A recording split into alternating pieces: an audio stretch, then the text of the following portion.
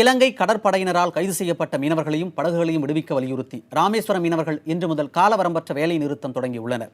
இலங்கை சிறையில் இருக்கும் 77 மீனவர்களையும் 111 விசைப்படகுகளையும் உடனடியாக விடுதலை செய்ய வேண்டும் என அவர்கள் கோரிக்கை விடுத்துள்ளனர்.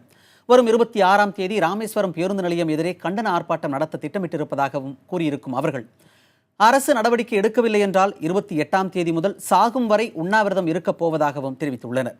இந்த போராட்டத்தினால் சுமார் 5000 மீன்பிடி தொழிலாளர்களும் சுமார் 60,000 மீன்பிடி சார்பு தொழிலாளர்களும் வேலை இழக்கும் நிலை ஏற்பட்டுள்ளது. நாள் ஒன்றுக்கு 2 கோடி ரூபாய் வர்த்தகம் பாதிக்கப்படும் எனவும் கணக்கிடப்பட்டுள்ளது. இலங்கை கடற்படையினுடைய தாக்குதல் இதுபோன்ற சூழலால் இன்னைக்கு மீன்பிடி தொழில் என்பது முற்றிலுமாக நலிவடைந்து இன்னைக்கு தொழிலே பண்ண முடியாத ஒரு நிலைக்கு மீனவர்கள் தள்ளப்பட்டிருக்கான்.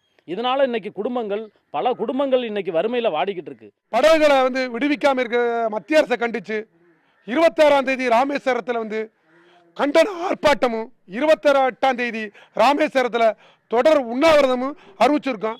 இந்த மீன்பிடி தொழிலை தவிர வேற தொழிலே கிடையாது. ராமநாதபுரம் மாவட்டம் ஒரு வறட்சியான மாவட்டம், விவசாயம் பொய்த்து போன மாவட்டம், தொழிற்சாலையிலே கிடையாது. பல லட்சம் குடும்பங்களுக்கு வாழ்வாதாரமான இந்த விசைப்படகு மீன்பிடி தொழில் இன்னைக்கு நாளுக்கு நாள் இந்த அரசாங்கம் வந்ததுக்கப்புறம் அழிஞ்சு போய்கிட்டு இருக்கு.